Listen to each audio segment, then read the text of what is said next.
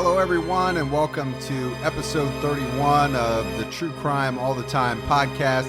I'm Mike Ferguson, and with me, as always, is my partner in true crime, Mike Gibson. Gibby, how are you today? Hey, Mike, I'm doing well, man. How about you? I am great, man. I'm fired up. We're getting ready to go to CrimeCon. Actually, by the time this episode airs, we'll be on our way back from CrimeCon. Yeah, CC 2017. I can't wait to meet a bunch of fans. I can't wait to meet a bunch of other great, cool podcasters. It's going to be fun. Yeah, you're pretty approachable, so. Me? Yeah. Yeah, I like to think I am. Yeah, you're that guy. We'll see how it goes. You know, maybe we'll have some stories we can tell on one of our future upcoming episodes. I'm sure I'll do something that will be story worthy. That's what I'm thinking. Yeah. The odds are ever in my favor. What are you, like, Hunger Games? Yeah. All right, so let's start with some Patreon shout-outs, and we've got a whole bunch today, Gibbs. We just got a flood of Patreon supporters, and we love it. So we've got Megan Joyce, Julie Ashmead, Cameron Hofstetter, Joe Farrar, Joan Prentice, Catherine Lux, Milena Slater, Paula Rutkowski, Lash Vixen, that I know we've mentioned a couple times, but she keeps upgrading her Patreon, so now she's at the highest level. So I have to give her a super contributor shout out. Absolutely. LB. And the same goes for Michelle Watson. She upgraded too, so she's at the highest level. So, you know, big props to them. We got Karen Lindsay, Belky Garrido, Lori Johnson, and Scott Erder. So big thanks to everyone. Absolutely. New supporters, the people that have stuck with us. We say it all the time, but, you know, we love you. We love the support. And on top of that, we love all the interaction on Facebook and Twitter and Instagram, and it just keeps growing and growing. Our True Crime All the Time Facebook group is growing like wildfire. Man, that thing is crazy right now. I can't believe how many new people are being asked to join, and there's a lot of great conversations going on in there. Always some type of discussion going on. I mean, no matter what time of day, night, there's always a discussion going on. Well, there is, because if you think about it, I mean, we've got listeners from Australia and New Zealand, basically every country you can think of. Mm-hmm. So at some time of day or night, there is somebody out there talking about something. We're number one in Iceland. People in Iceland love us. That's right. In 2016, California wife and mother Sherry Papini disappeared for 22 days. When she was found, she told authorities a detailed account of being kidnapped and tortured. Years later, in a stunning twist, Papini pled guilty to making false statements about what happened to her, setting off a media firestorm. Now, for the first time, Sherry Papini is telling her side of the story and revealing shocking new information. Sherry Papini, caught in a lie, an ID documentary event, Monday, May 26th at 9 on ID. Set your DVR. Make sure you check out our webpage, truecrimealltime.com. That's where you will find all of our social media information, as long as our merchandise information. While you're there, I don't say it a lot, I always forget, but if you're doing Amazon shopping, make sure you click through our Amazon banner. It's a great way to support the show. They give us a little bit of money for directing you to Amazon, even though you're going to go there anyway. They give us a little kickback. So that's a great way to support the show. Doesn't cost you a thing. Your price is still going to be the same. So I always forget to say that. Make sure you check out True Crime All the Time Unsolved. We've got a great episode this week about the Waltham, or Waltham. I keep saying it wrong, Gibbs. It's Waltham. It's Waltham triple murders. And on its own, this would be a fascinating case. But what really makes it so much more interesting is who the suspects are.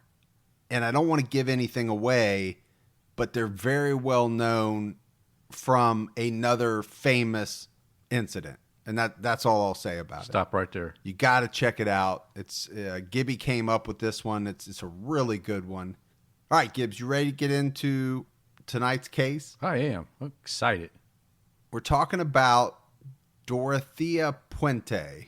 Not Puente. Puente. Not the easiest word or name to say.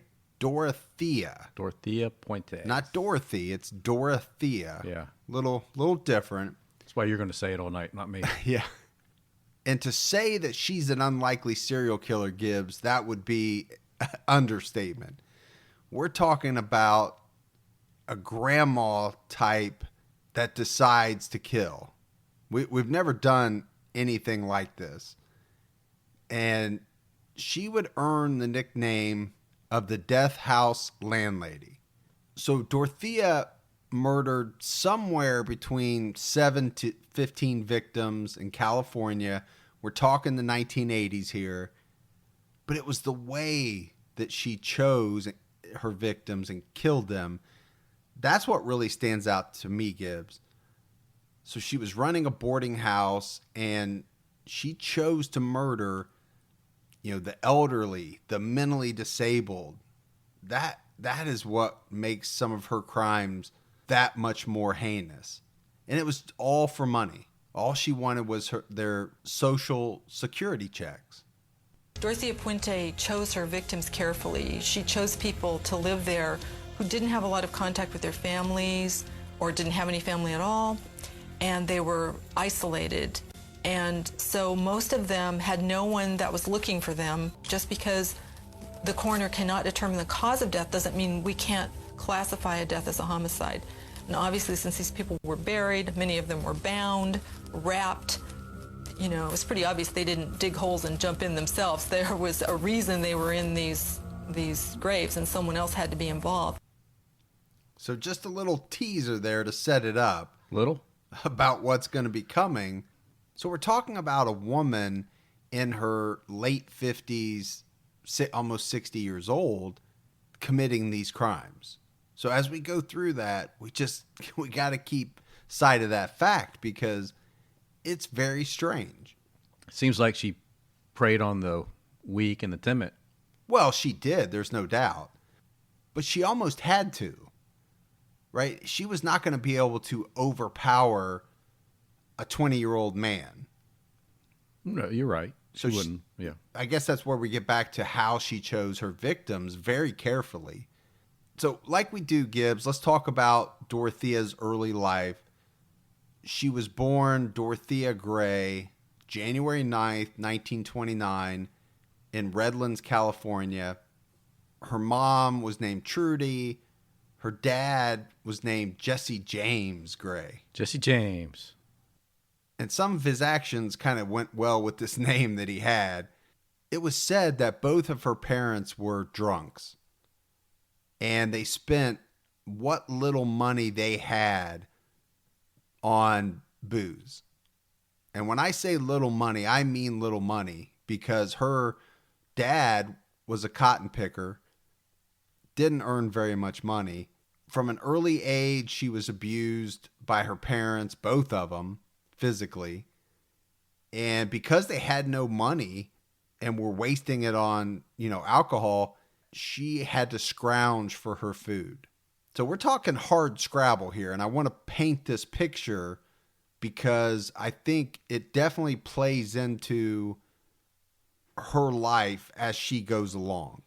It plays into her psyche. Yeah, because when you come from nothing, right, there's a couple of things you can do. You can work hard, you can get educated, you can get a good job and say, I'm going to make it that way. Or you can turn to a life of crime and say, I'm going to make it that way. And I think what we're going to see is she kind of chose the second one, right? It was always a hustle.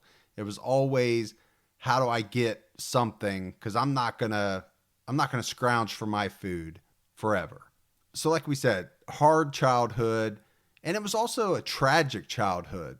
Her father died of tuberculosis when she was very young, 7, 8 years old, somewhere around there. Her mother died a year after her father in a motorcycle accident. So Dorothea gets sent to an orphanage, and it was said, Gibbs, that later on in life, she would lie about her childhood. And one of the lies that she told was to say that she was one of umpteen children. She came from this huge family and that they were all born and raised in Mexico. Well, if you're go through the life that she had up to this point and you're at an orphanage, I think you probably start inventing stories, to compete with other kids and, to entertain yourself. So, I'm not surprised that she's turned to some form of imagination, storytelling that she thinks is reality. No, I think that's part of it. There's no doubt. Another part of it is, and now she gets diagnosed, but not till later on. But the diagnosis is that she suffers from chronic undifferentiated schizophrenia. This is a condition that sometimes produces delusions. And later on, this would be backed up by some of her neighbors. I mean, they would say that she would tell these fanciful tales, some about her starring in movies as being like the villain, this evil woman in like real films. People knew she wasn't in the film. They had seen the film. But in her head, she was, huh? I guess that was part of this issue that she had.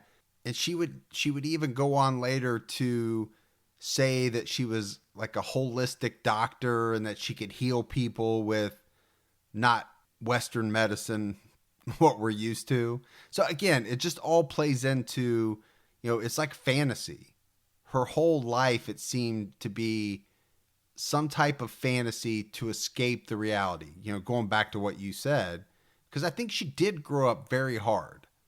She had a rough childhood, but the path that she picks that we're going to see gravitates towards the dark side. So we fast forward to 1945, and Dorothea is 16 years old, and she gets married to a soldier, Fred McFall. And Fred has just returned from the Pacific Theater in World War II. So Dorothea and Fred get married.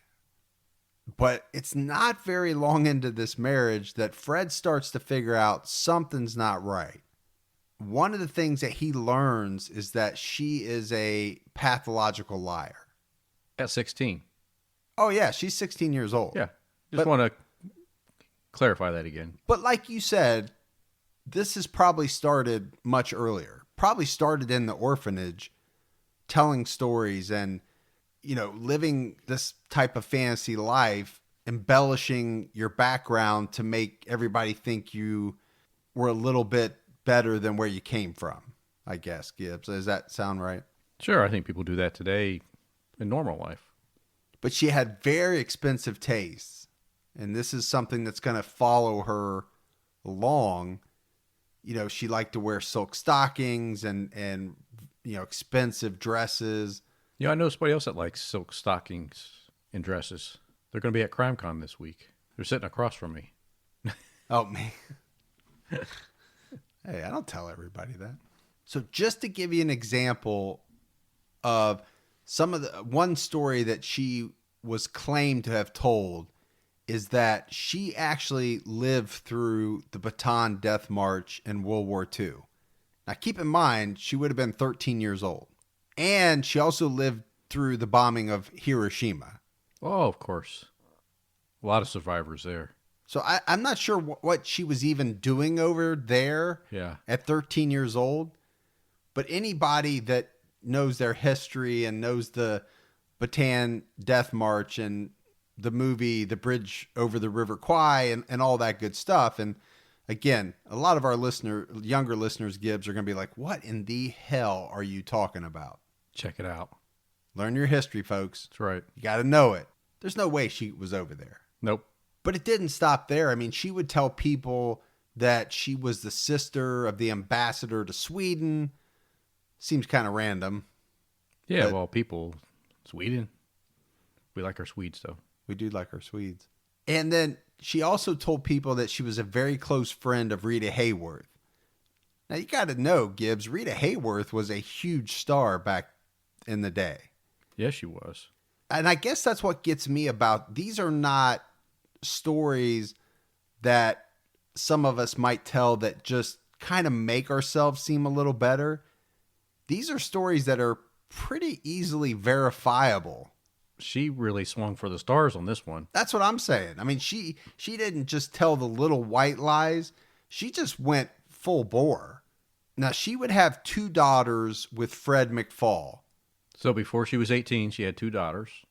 And yes, and she wouldn't raise either one of these daughters. One would end up being raised by Fred's mother, and the other one was given up for adoption and was raised by strangers or, people outside of the family. She becomes pregnant again in 1948, but this time she suffers a miscarriage. Now, I kind of hinted about the fact that, she liked to dress, flirty and sexy. And there was some stuff in the research, Gibbs, that talked about that she possibly could have been prostituting herself during some of these years to make money. Gotta do what you gotta do. I think this is one of the reasons why in late 48, Fred leaves her, because I think he knows that she's been messing around on him either way, whether it's through some type of prostitution or through just having affairs or whatever it is. But he leaves her. So she's alone. She's got no money. And this is when she resorts to starting to forge checks. And this is going to start to lead her down a really bad path. Now, she's caught for this, and she goes to jail for this check forgery. But she doesn't spend a lot of time in jail. And as soon as she's released, she ends up getting pregnant again to a man that she doesn't know. And she gives that baby girl up for adoption as well. So again, got kind of painting the picture of Dorothea's life up to this point. It's been pretty rocky. Sure hasn't been a cherry road. No. In 52, she marries a guy from Sweden. Maybe because she was the sister of the ambassador to Sweden. Yeah. She meets this guy. That might be why. No, she's really not. But she does meet a Swede. Guy's name is Axel Johansson. Axel. It's a kick-ass name. Yeah. Now, this guy was kind of rough and tumble. Axel was. And I guess you have to be to have a name like Axel. I would think. You got to be ready to fight. Yeah. At a moment's notice. And apparently they did. They fought all the time. But they spent 14 years together. So from 52 all the way up to 66, she was married to this Axel. But the marriage was very turbulent. I mean, it said they had violent brawls. What's a violent brawl? One that doesn't want to go on? It keeps coming unclipped. Oh, that's a Gibbyism right there. But one thing, Gibbs, that I think comes out of this marriage is, as though she is probably not tough enough already from her hard upbringing, this 14-year marriage just makes her even tougher. I don't know if tough is the right word. Resilient. Hardens her. And it basically to the point where she's going to do whatever she has to do to survive. In 1960, she's arrested a number of times. Once for being in a brothel. I think, that she either was working at or had something to do, owned or managed or something. She tried to tell the cops that she got in there, didn't know what it was, kind of walked in there by mistake, visiting a friend. Gator. I mean, you don't go to a brothel to visit a friend, but... Gator. You ever seen the movie The Good Guys? When his pimp days, he was Gator. Is that The Good Guys? The Other Guys. The Other Guys. Yeah, The Good Guys is a good movie too. But oh, yeah, The Other Guy. Gator. It's always a good road when you bring up a movie, and then you're not even sure what the name of the movie is. I just remember bits and pieces. Your whole life is nothing but bits and pieces. Yeah, that throw you off track all the time. True Crime All the Time is sponsored by BetterHelp. Folks, therapy can feel like a big investment, but let's think about the state of your mind. It's just as important as your physical health. Traditional in-person therapy can cost anywhere from $100 to $250 per session, which adds up really fast. But with BetterHelp Online Therapy, you can save, on average, up to 50% per session. With BetterHelp, you pay a flat fee for weekly sessions, saving you big on cost and time. And you get quality care at a price that makes sense and can help you with anything from anxiety to everyday stress. Your mental health is worth it, and now it's within reach. I've used the BetterHelp service for years. And I love the fact that, I can connect with a therapist in a comfortable spot in my home on my laptop. With over 30,000 therapists, BetterHelp is the world's largest online therapy platform, having served over 5 million people globally. Your well-being is worth it. Visit betterhelp.com/TCAT today to get 10% off your first month. That's BetterHelp, HELP.com/TCATT. Even the smallest step forward can make a big difference in your financial future. When you open a Chime checking account, you're one step closer to a better financial future with no maintenance fees, fee-free overdraft up to $200, or getting paid up to 2 days early with direct deposit. Making progress has never been easier. I think we've all been in that position where we've had an overdraft. Well, with Chime, you can overdraft up to $200 with no fees. That's amazing. And they have over 50,000 fee-free ATMs. Make progress towards a better financial future with Chime. Open your account in 2 minutes at chime.com/TCAT. That's chime.com/TCATT. Chime feels like progress. Banking services and debit card provided by the Bancorp Bank N.A. or Stride Bank N.A., members FDIC. Spot me eligibility requirements and overdraft limits apply. Fees apply at out-of-network ATMs. MyPay eligibility requirements apply. Credit limits range from $20 to $500. $2 fee applies to get funds instantly. Crime checking account required. Go to chime.com/disclosures for details. So she gets 90 days in the Sacramento County Jail for that. Once she's released, she gets arrested again for vagrancy. She gets another 90 days in jail. She just wants a soft bed, clean sheets, and a free meal every night. But after this, she settles down for a little bit, and she actually starts to work as a nurse's aide, caring for disabled and elderly people in their homes. Now, we kind of foreshadowed what she's going to end up doing, and it involves disabled and elderly people. And it's not going to be too long after this, Gibbs, that she starts to manage some boarding houses. And we already know from the clip that kind of set this whole thing up that these murders that we're getting ready to talk about, they involve her and her boarding house, and they also involve disabled and elderly people. So right now she's working as a nurse's aide, caring for these people, and I think she's getting the inspiration for what's to come. But we have a little bit before we get there, because like we said, her marriage to Axel ends in 1966. 14 years they were married. Yeah, long time. But right away, she marries again. And this time, she marries a man named Roberto Puente. And this is how we end up with the name Dorothea Puente. We all knew we'd get there eventually. So Roberto is much, much younger, Gibbs, than Dorothea at this point. She robbed the cradle? Yeah. And also, they get married in Mexico City. So I don't know how she gets down to Mexico City or how she finds Roberto. But this marriage lasts a very short time, 2 years.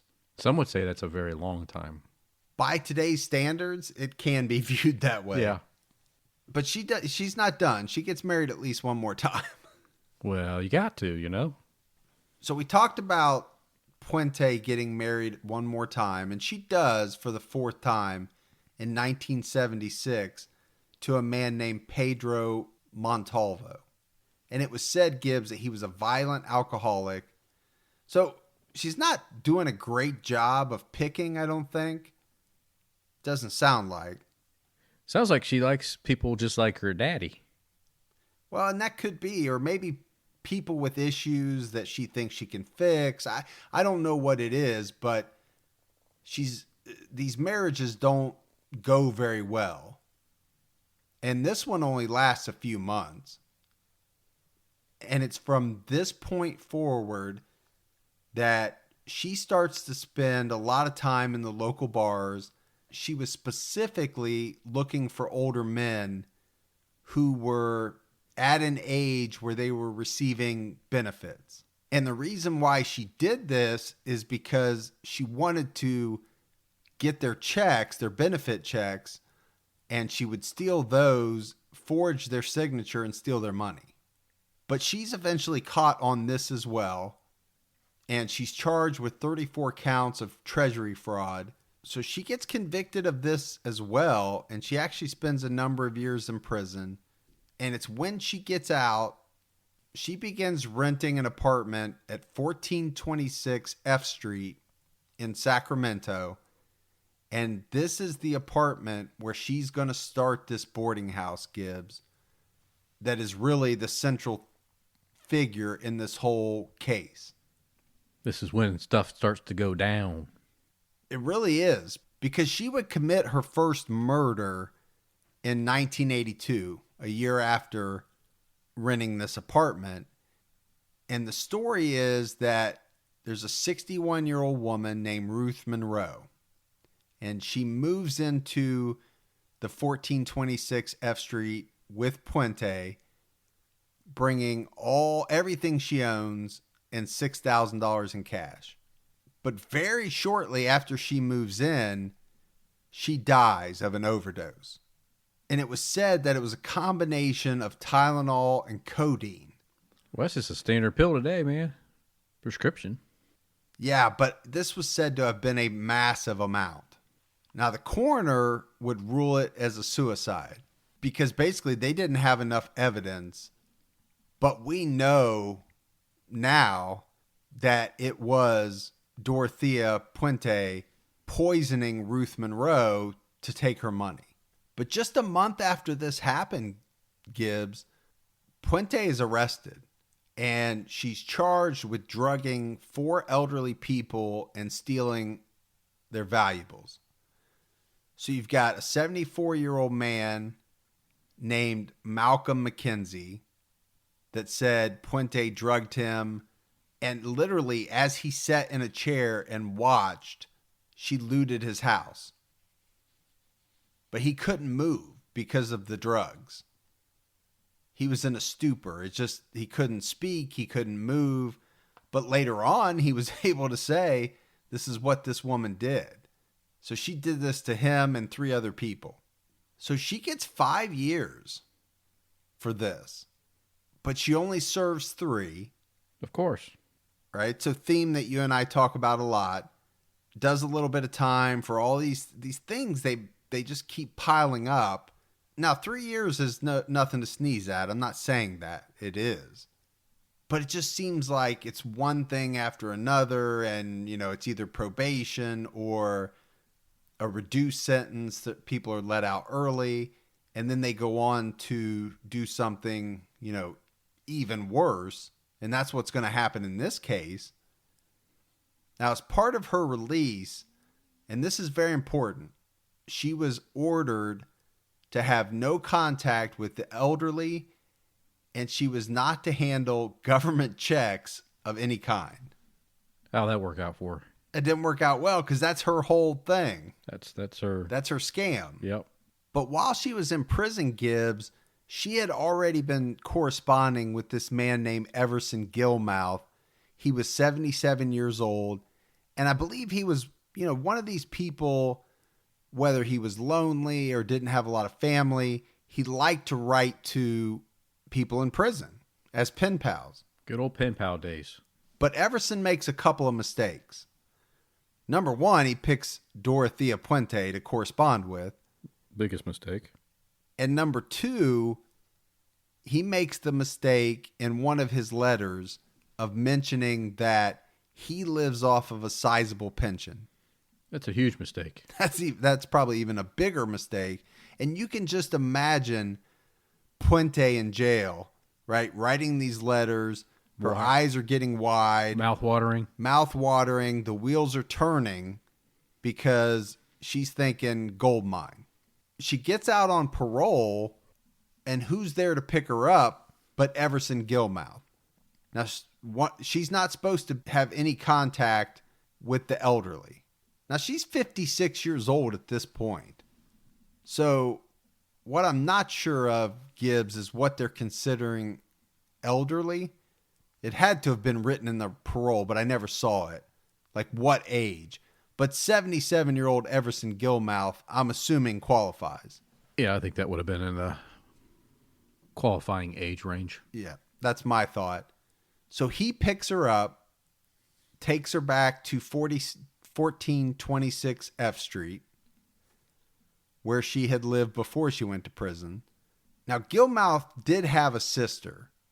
I kind of said maybe he didn't have much family, but I know at least he had a sister because he had mentioned to his sister that he was going to marry Dorothea. And he makes this huge mistake because he puts Dorothea as a signer on his checking account. Oh, that's like hitting the lotto, man. She just hit the lotto. So, Gibbs, I definitely want to talk about some psychological evaluations that occurred while Dorothea was in prison, because she was diagnosed as a schizophrenic. And we mentioned that up front, that would happen later in life. But what the psychologist says is that this is a woman that is disturbed and does not appear to have remorse or regret for what she has done. This is what he's writing. She is to be considered dangerous, and her living environment and or employment should be closely monitored. So I thought this was important to state, because none of this is going to happen, right? She's basically let out, not closely monitored, but here's a psychologist basically sounding the alarm bells saying somebody needs to be watching this woman because she's a danger to society. Wow, man. I mean, they're sort of trying to preempt it, and here she comes. Free Willy. Do what she wants. Did you just say Free Willy? Free. Hey, this is not that kind of show, man. Oh, all right. So we know she's back at 1426 F Street, and without a license and in total violation of her probation, she opens a boarding house. And it was said that she had enough space for as many as 8 tenants at 1426 F Street. And the strange thing about this, Gibbs, and it's going to come up again, but she does have a probation officer, and she has people that are visiting her home. And they do this numerous times over the next couple of years. And somehow they don't realize that she's running a business. They don't realize that she has these tenants that are elderly, that are receiving government checks. All of these things that she's doing are violations of her probation. And nobody catches her doing this stuff. So in November of 1985, Puente hires a handyman. And she wants to put up some paneling in her house. And the handyman does this job for her. And she pays him. And he's happy with the job. And as the job is ending, she asks him for a favor. And he's happy to do it because he got paid well. She treated him well. And the favor is that she asks him to build her a box. And she tells him she's going to store books in it and some other items. And she lays out the dimensions. It's got to be 6 foot long, 3 foot wide, and 2 foot deep. Now, Gibbs, those dimensions are a little strange. I would say. But he builds the box. He comes back the next day to the house, and the box has been filled. It's in an upstairs bedroom, and Dorothea has nailed it shut. And this is when she asks him for just one last favor. She needs him to help her transport this box. And he does. He gets a neighbor to help him load the box because it's so heavy. He's kind of wondering, what is in this box? It's very heavy. He has to get a neighbor. They load it in his pickup truck. And Dorothea decides she wants to take a ride to go to this storage depot with him. But as they're going, she changes her mind. And she has him pull over on the side of the road near this riverbank. And together they get the box and they dump it in the river. Now he's questioning her why she's doing this, but she's saying, you know what? It turned out that it was just a bunch of junk that I wanted to get rid of. And so they throw it in the river and they let it sink. Now we flash forward to New Year's Day, 1986. 2 fishermen find the box. Smells like death is what they said. That'd be pretty bad, man. They call the police. The police come out. They pry open the box. Inside, they find what's left of Everson Gilmouth. Can't be much. No, at that point it wouldn't be. But it was said that he was dressed in his underwear, wrapped in a bed sheet, and completely bound with black electrical tape. But as you alluded to, this body is pretty well decomposed.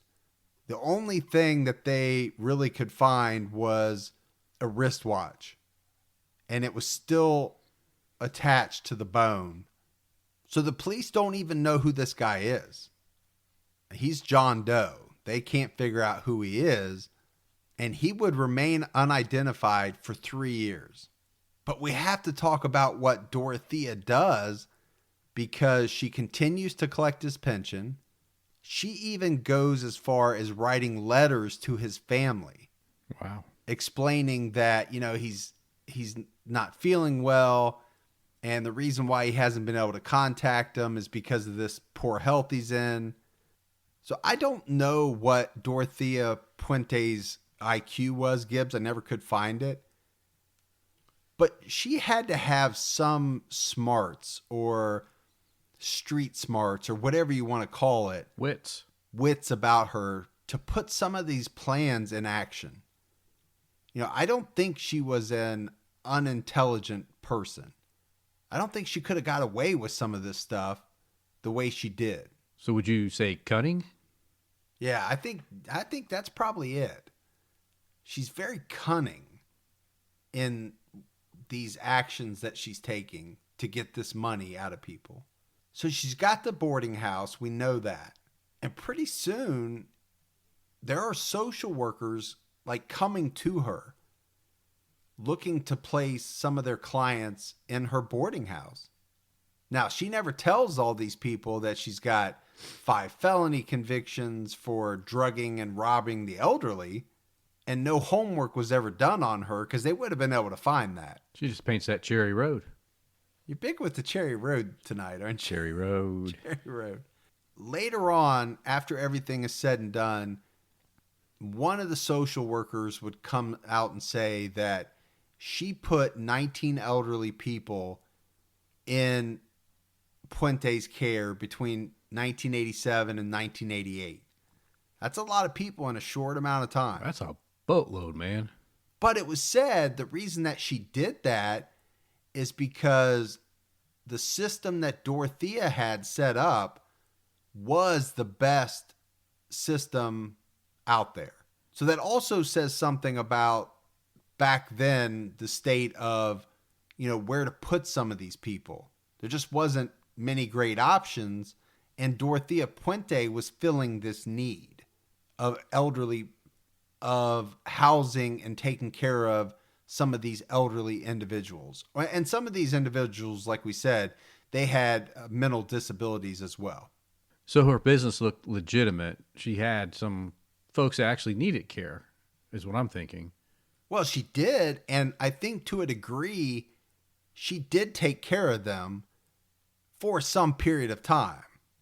For her own benefit towards the end. Yeah, everything was setting up for her to do what she was going to do later on. But in the beginning, she was giving them a place to stay. She was feeding them, taking care of them, but for a short period of time, that, as we're going to find out.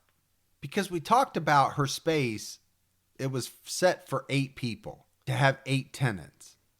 So the question is, Gibbs, how could 19 people be placed in that short amount of time? And there's only one answer to that. It's that some of these people weren't there very long. Now, it was said that she ran a very tight ship when it came to the boarding house.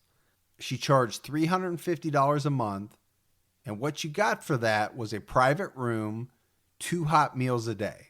Breakfast was at 6:30 a.m., and dinner was at 3:30. That's pretty early for a dinner. Well, it's both of those are early for me. I'm not even up by 6:30. But apparently she was a pretty good cook. I mean, she would make pancakes, bacon, eggs for breakfast. But the other thing that was said is that if the residents missed the time, if they weren't down there by 6:30 or they weren't there at 3:30, there was no other option. You went to bed hungry. Yes, you didn't get fed. They were not allowed to enter the kitchen at hours other than those that were listed. They also weren't allowed to touch the phone, and they weren't allowed to touch the mail. And that's going to be a big one. Sounds like some control. Well, it's control, and it said that, I mean, she would berate anyone that tried to touch the incoming mail. Wow. She wanted to protect those checks coming in, huh? Exactly. Because the mail is where all the government checks are going to be coming in through, and she wants total control. All right, Gibbs, so this is the part where we got to start talking about some mysterious disappearances.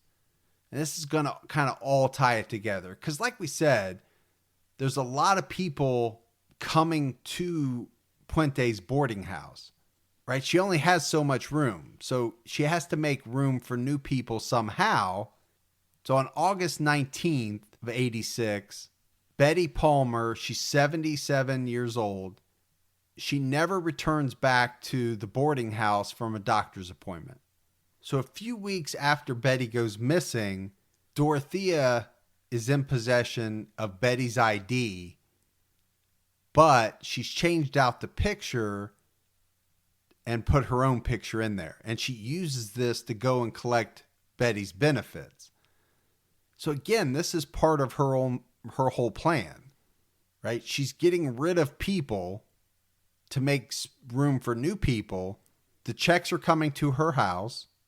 And then the women, she's taking their IDs, inserting her own picture in, and then making sure that she's able to collect their benefits. So it's kind of a devious plan. It really is.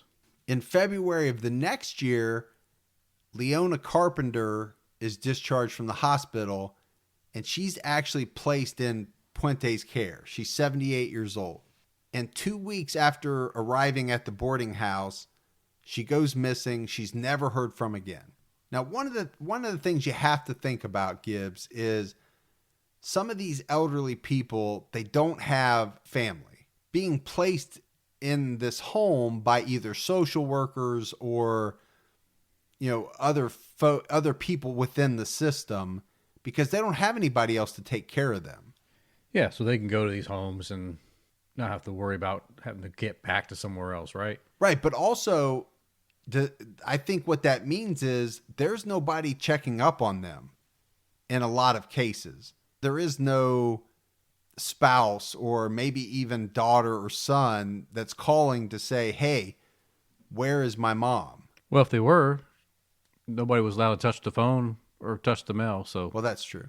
You know, my wife and I do a lot of shopping online, and we always use Rakuten. Rakuten is the smartest way to save money when you shop because you earn cash back at over 3,500 stores. We're talking fashion, beauty, electronics, home essentials, travel, dining, concert tickets, and more. Your favorite stores like Macy's, Nike, Sephora, Dyson, and Lowe's. And that's just to name a few. Pay Rakuten to send them shoppers. And Rakuten then passes on a part of that payment to its members as cashback. Cashback is deposited directly into your PayPal account, or Rakuten can send you a check. You can even maximize your savings by stacking cash back on top of other deals, like store sales and coupons. You're already shopping at your favorite stores. Why not save while you're doing it? It really is a no-brainer. Membership Membership is free and it's easy to sign up. Get the Rakuten app now and join the 17 million members who are already saving. Cashback rates change daily. See Rakuten.com for details. That's RAKUTEN. Your cash back really adds up. Hey folks, see if you've ever had this problem. You're trying to eat a little healthier,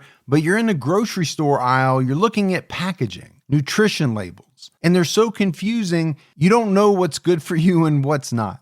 Well, this is why I love Thrive Market, my go-to online grocery store for getting all of my healthy essentials delivered, and I don't even have to leave my couch. Finding better options for the whole family is easy with Thrive Market's Healthy Swap Scanner. Just scan a product and it instantly recommends healthier swaps. This is how my wife and I found our new favorite snack, IQ bars. Sometimes I eat one in the morning with my coffee, sometimes just later on in between meals. They also have so many on-site filters that make it simple to shop by the needs of everyone in the family. Maybe you have someone who needs gluten-free food, somebody that has a peanut allergy. Well, no more scouring ingredient labels when you can just filter it all on Thrive Market. My wife and I often use the high protein filter to stock up on things like Sieti chips. Ready to make the switch? Go to thrivemarket.com/TCAT for 30% off your first order, plus a free $60 gift.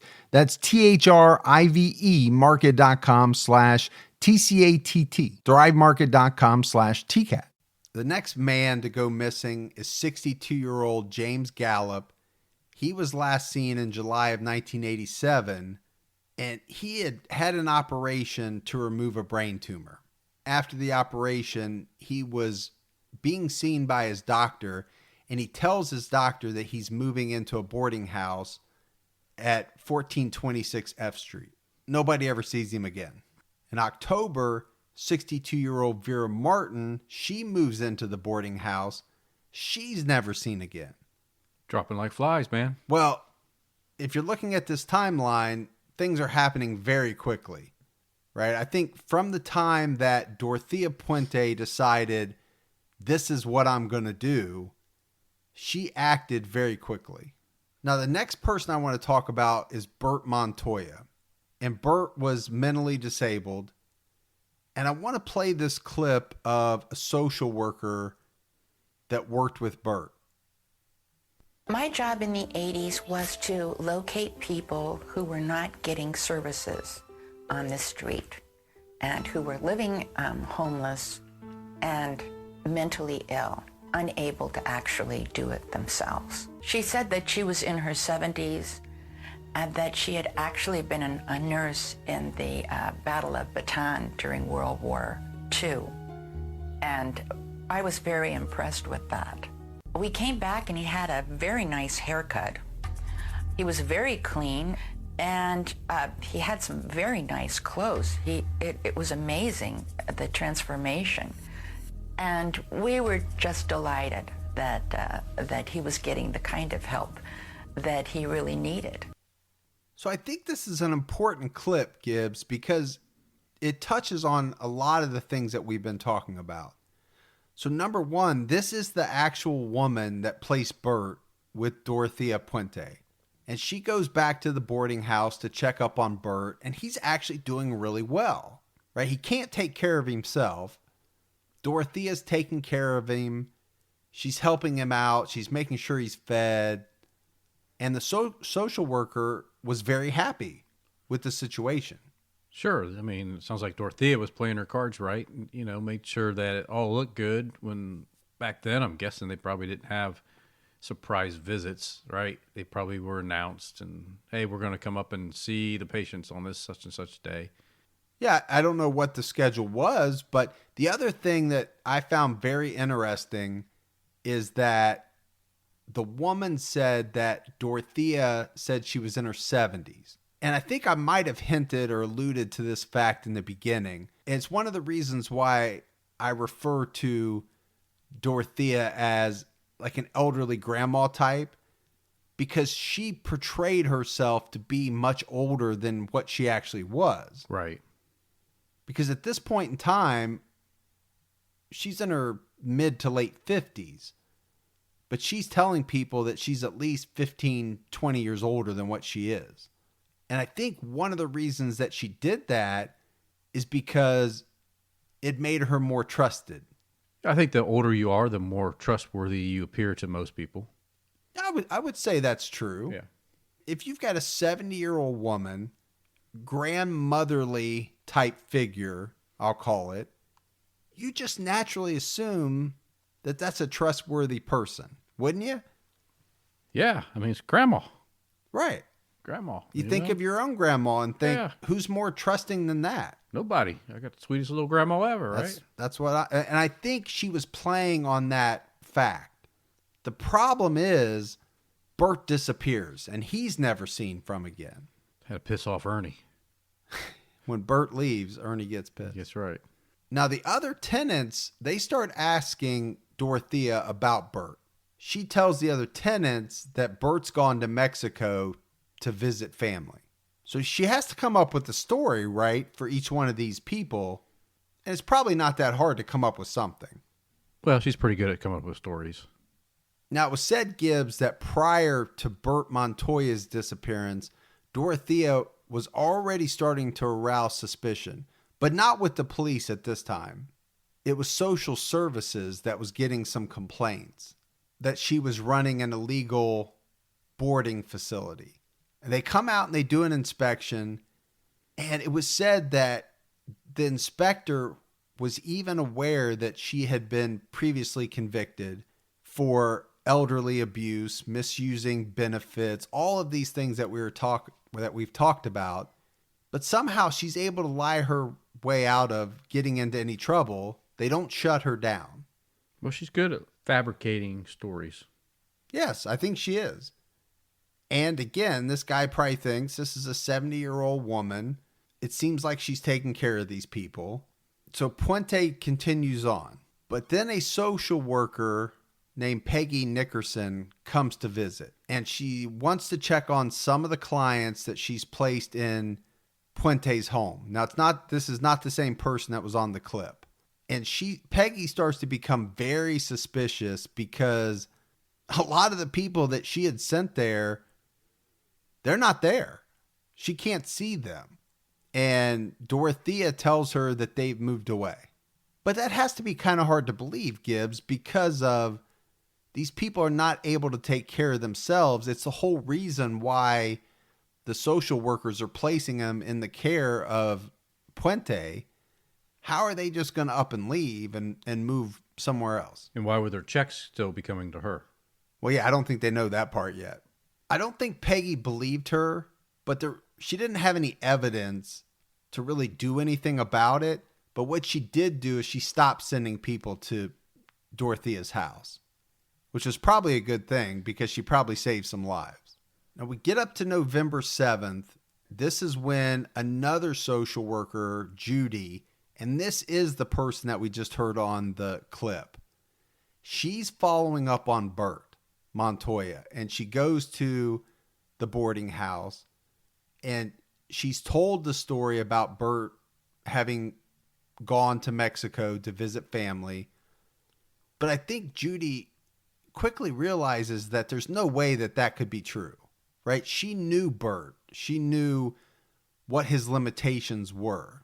And she quickly goes to the police. So the police take Judy's complaint.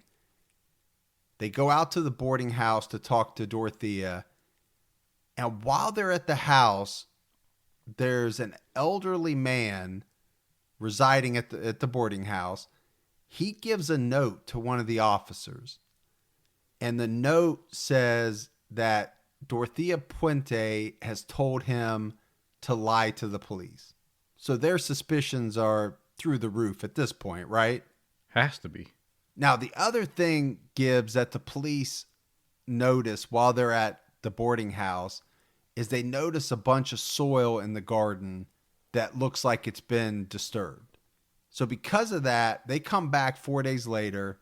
They've got a warrant to search the house and to dig up the garden. So as they come back to dig in this garden, Gibbs, it doesn't take them long to find a body. And at some point Dorothea Puente walks out while they're digging. The detective tells her that they found a body, and it was said that she acted shocked and actually slapped the sides of her face and almost like, oh my gosh, I can't believe you're telling me this kind of. And he actually has his hands up by his face right now trying to do it. I do. I'm trying to act it out in the voice and everything. So they know they're on to something, and they're digging, and then they find a shoe with a piece of a foot still in it. That's a bonus. Well, at this point, they're thinking they need a lot more equipment, right? This is more than just a couple of men and some shovels. So they decide to come back the next day with a bunch of equipment to start excavating. So they bring back the heavy machinery. They've got some forensic anthropologists.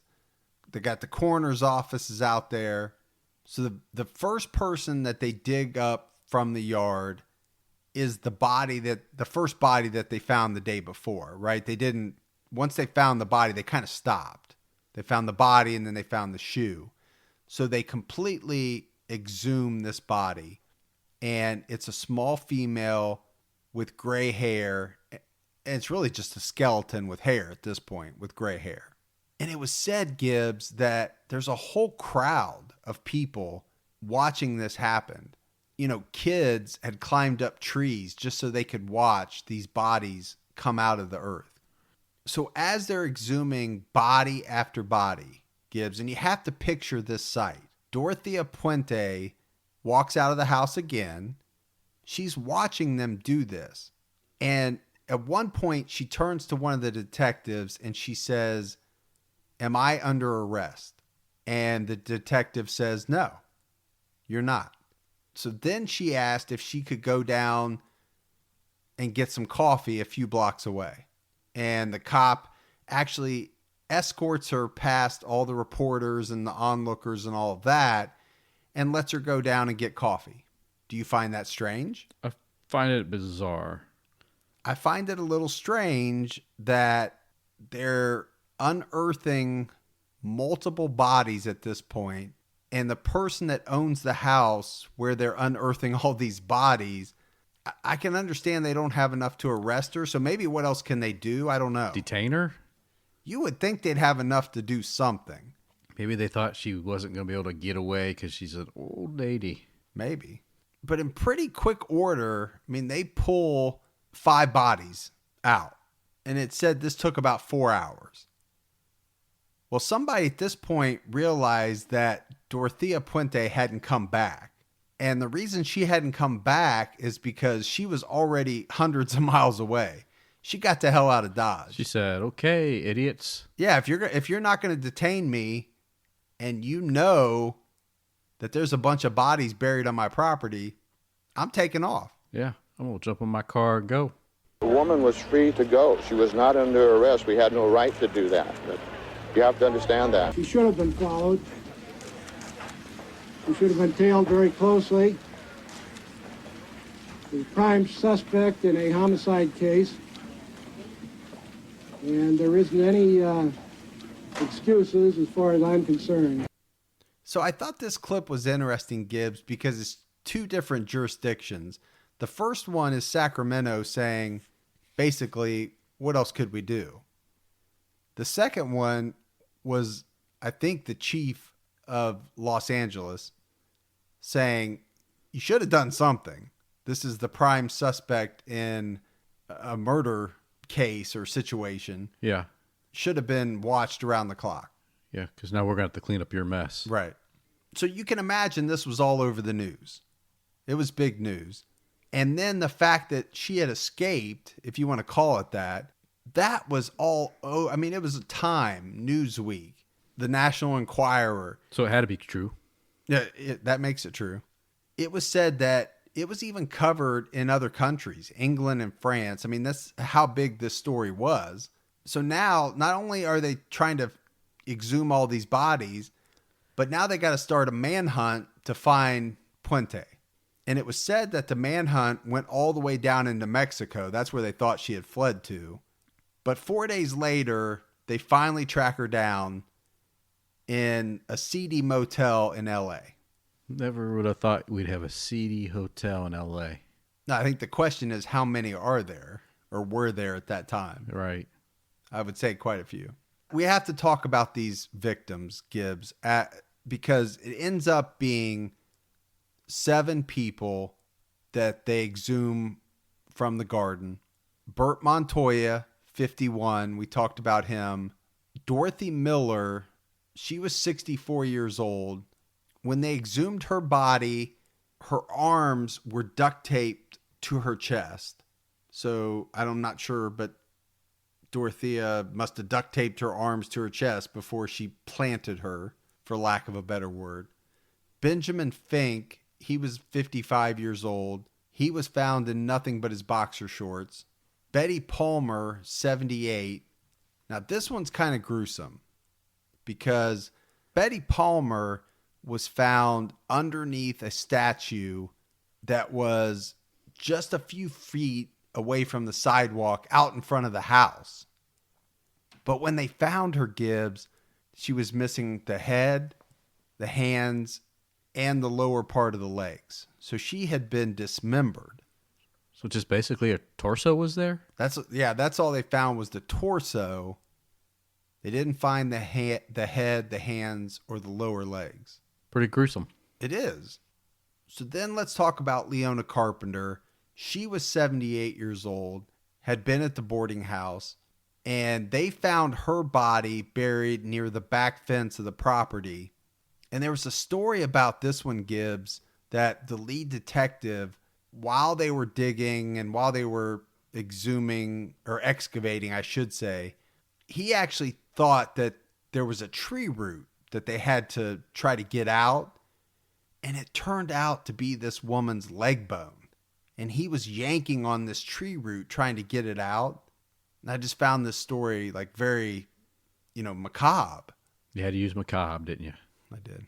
Then they found James Gallup, 62 years old.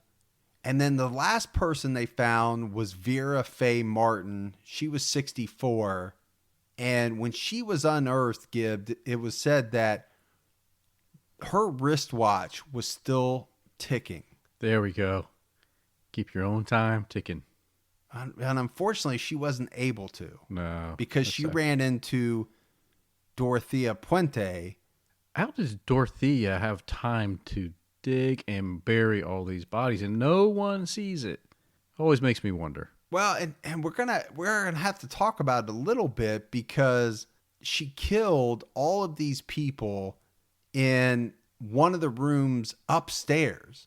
So I just don't understand how this woman is able to do that, get the bodies down the stairs, out of the house, dig these graves, essentially, and place these people in them. I mean, some of these are grown men. Yeah, that's what I'm just trying to think how she was able to pull this off. But she must have just been a stout little firecracker with muscles. Or she had some help. They would obviously do examinations on all 7 of these bodies, and every one of them had very large concentrations of this drug called Dalmane. And police would later find a whole bunch of prescriptions for this Dalmane in Puente's personal effects. The other thing they uncovered during the investigation, and I think you and I kind of talked about this a little bit, is that she had cashed over 60 different benefit checks belonging to the victims after their deaths. 60. Wow. And we know that she was taking their money while they were at the boarding house. She was providing some services during that point. But then after she killed the people, she didn't have to provide the services anymore, and she was able to collect all their money. What seems so outrageous to me is that it was said that parole agents visited her 15 different times within the 2 years leading up to this point in time where she's arrested. I just don't understand how none of those people ever realized that she was violating her parole.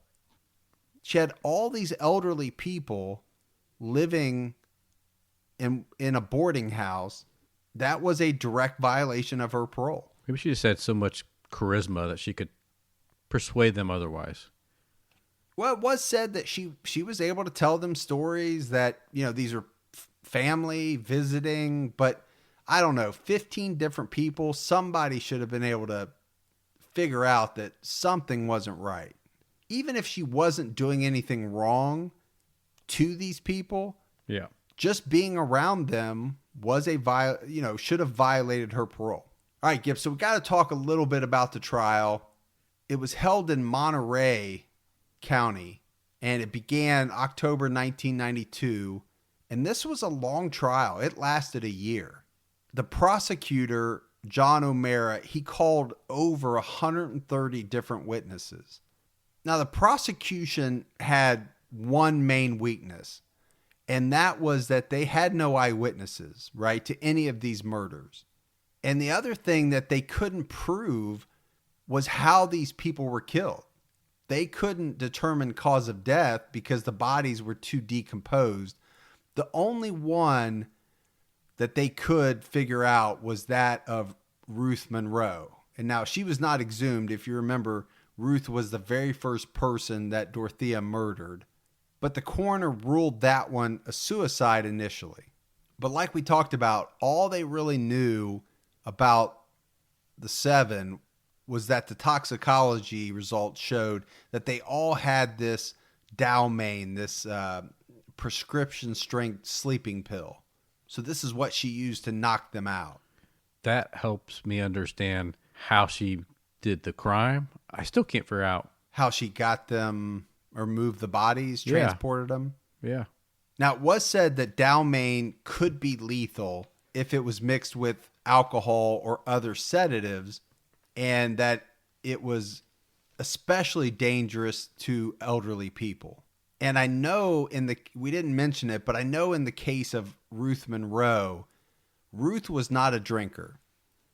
And there was a story that I believe it was her son came to visit her one time at the boarding house, and she had a drink. And she said that Dorothea had made the drink for her. So I believe the theory is that Dorothea mixed the Dalmane with alcohol and was making these people drink it, and that's what ultimately killed them in very high doses. Sure. Poison. Yes. Yeah. Now, there was a doctor that testified at trial that Dorothea Puente had used Dorothy Miller's ID card to try to get a prescription of Dalmane, which she couldn't get. The doctor wouldn't give it to her. But that goes back to us talking about after she murdered these people, she was using their IDs to get benefits, to try to get things as well. They had a handwriting expert testify at trial that Dorothea Puente had signed the names of the 7 dead tenants on those 60 checks that we talked about. So that he was able to say that that was her handwriting. That's good, strong evidence. It's really strong evidence. She was making about $5,000 a month from forging these checks. Now, $5,000 a month, Gibbs, maybe a lot of money to Dorothea Puente, but no amount of money is worth killing these people. And $5,000 a month? I mean, it just goes to her mindset for me. This is what I need to do to survive, to make money, and I have no problem killing these people to make that happen. She never wanted to go hungry ever again. Right. Like she was when she was a little girl. I think it goes back to her childhood. She was going to do whatever the hell she had to do and hurt anybody she had to hurt in the process to make that happen. One of the interesting people that testified at trial was the handyman that we talked about that Dorothea hired to build the coffin for Everson Gilmouth. And he told the court and the jury that he'd help dump the body in the river. Now, I don't know that he knew it was a body. Didn't matter because the statute of limitations on that crime had already passed. So even if they wanted to, they couldn't have filed charges against him. But his testimony, you would think, had to have been pretty powerful to the jurors. So of the 130 different witnesses, Gibbs, some of them were former tenants of Puente's boarding house. So not everybody was killed, right? There were some people that came and went. And one of the people that did was a man by the name of Homer Myers. And he actually lived there for a couple of years. So I don't know how she selected who was going to die and who wasn't. And maybe Homer didn't have the type of pension or the type of benefits that would have qualified him. That's probably a bad word, but to be a murder victim in her eyes. Yeah, he wasn't in her market. That's the only thing I can think of. But the interesting thing about Homer's testimony was that he said that he had dug some holes for Puente. And he testified that Puente said she was going to plant some apricot trees. So he had dug some 4-foot holes for these apricot trees. But he questioned her why she wanted them so deep, right? He thought that was way too deep to plant these trees. Well, it turns out that unknowingly he dug some of the graves. So it kind of goes back to what we were saying. How did she accomplish all this? The same way she did everything else. She got people to do her bidding. Yeah, pretty freaky, man. Now, I still don't understand how she got the bodies down there from the top floor of the apartment. Just let them roll. I still don't understand that. And it was never answered. I could never find the answer to that one. It's curious for me. You're stuck on that. I Because am. I'm stuck on it too. And I Yeah. think the listeners will be too. I just don't have the answer. The defense was trying to portray that these people died of natural causes. And indeed, they had every illness you could name. So if you can't prove cause of death, can you prove murder? Their point of view was that they just simply died, and then she buried them and continued to collect their checks. So that clip is a great synopsis of the defense. They're admitting to the fact that Dorothea buried the bodies, but what they're saying is these people were elderly. They had all kind of ailments, which they did, I'm sure. They died of natural causes, and she just buried the bodies. She didn't kill them. I mean, it's a good defense. I can't think of what else are they going to argue Yeah. other than she didn't do it. And this is what she did do. It was wrong, but it wasn't murder. Now, they did have their own witnesses.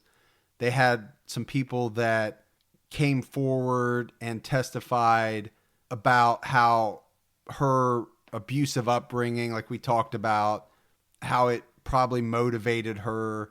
But again, I don't see that swaying a jury, right? Because that's not saying she didn't do it. It's saying what you and I say a lot of times, which is this is probably what led up to causing, or, maybe causing her to do it. Right. Or it being a factor, but that's not going to get you off of a murder charge. No. So like I said, Gibbs, this was a very long trial. It lasted a year. And at the end of this, the jury gets the case.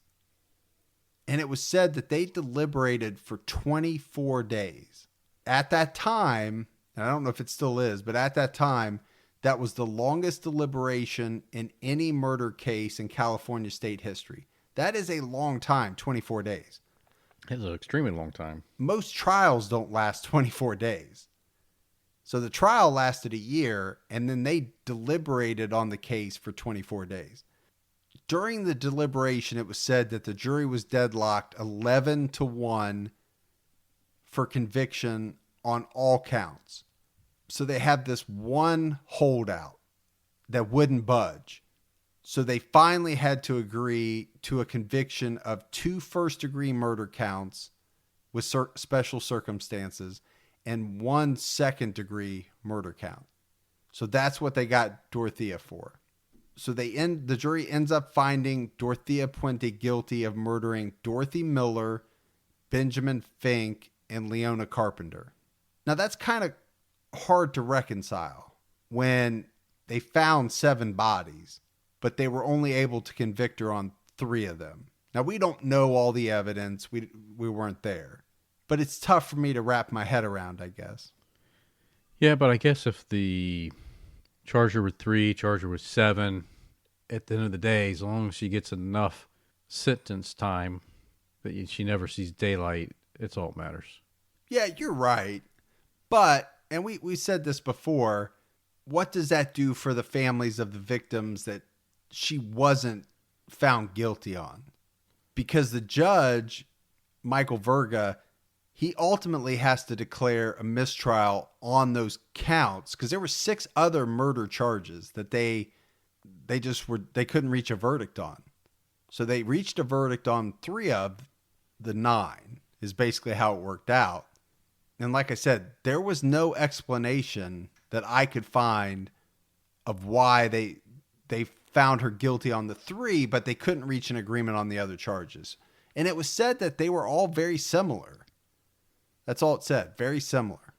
On December 10th, 1993, the judge sentenced Puente to prison for life without the possibility of parole. So Great. Back to your point, Gibbs. As far as her being held accountable, it really doesn't matter.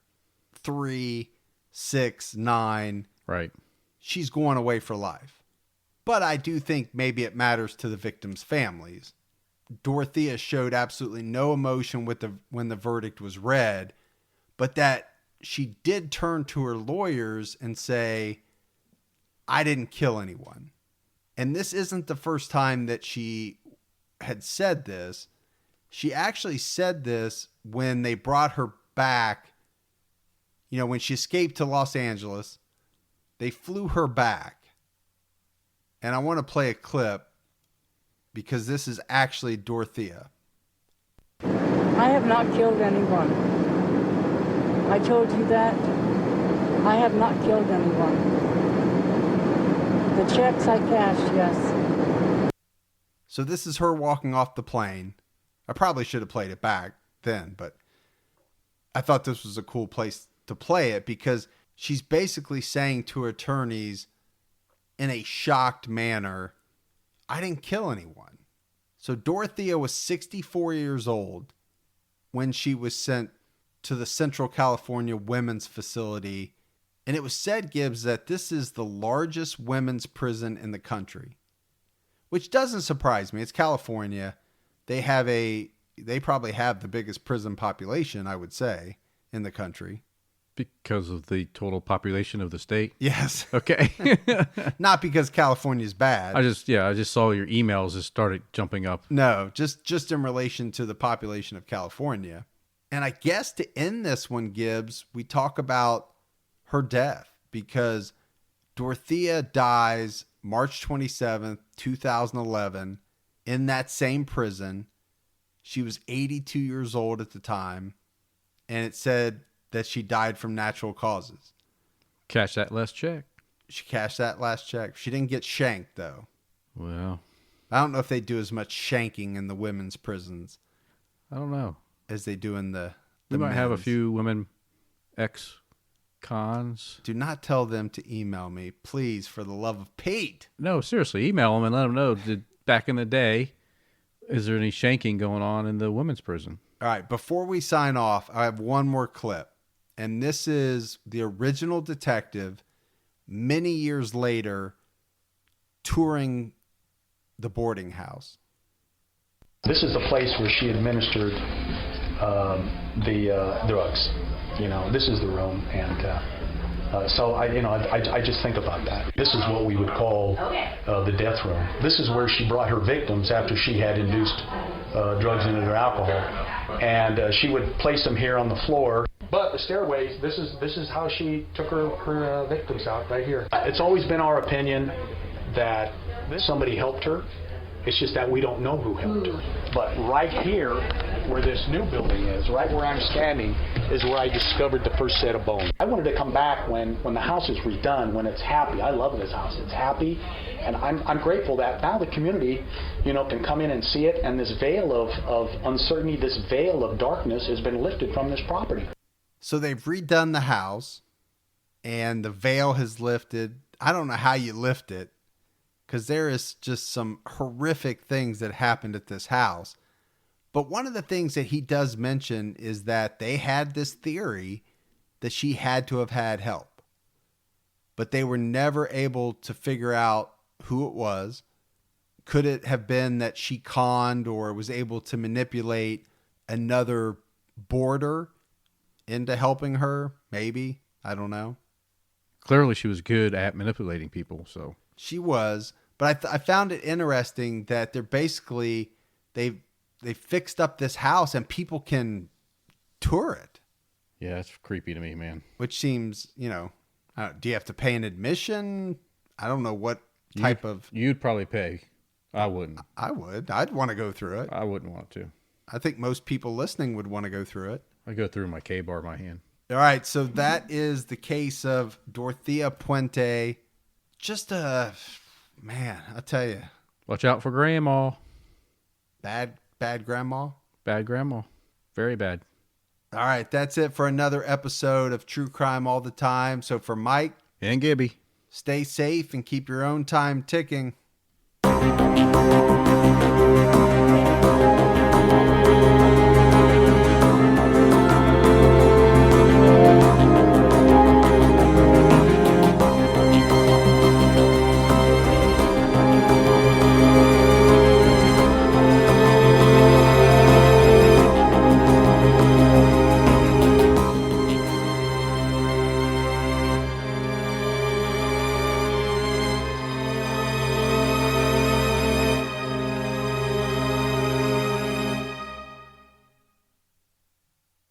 Hey, True Crime All the Timers. We want to get to know you better. So we're competing with other shows to get the most responses to a quick survey.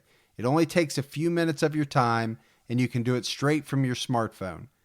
Help us out and support the show by going to Wondery.com/survey and filling it out. That's Wondery, WONDERY.com/survey. Thank you. At Hotels.com, we know some travelers crave an ocean breeze. Others don't want to deal with sand. And oftentimes, those two people end up together. Compare properties side by side to find yourself poolside, oceanside, and still in a relationship. Find your perfect somewhere with Hotels.com.